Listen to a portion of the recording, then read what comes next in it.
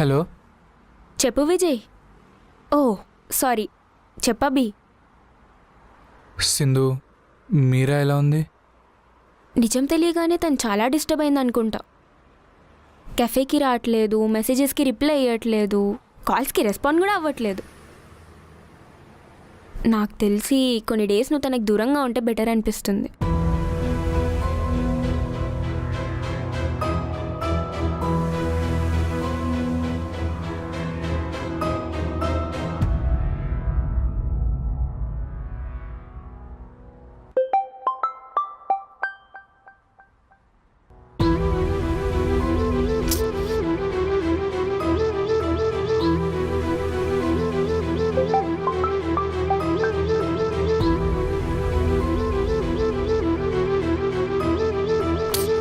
Black చేసింది.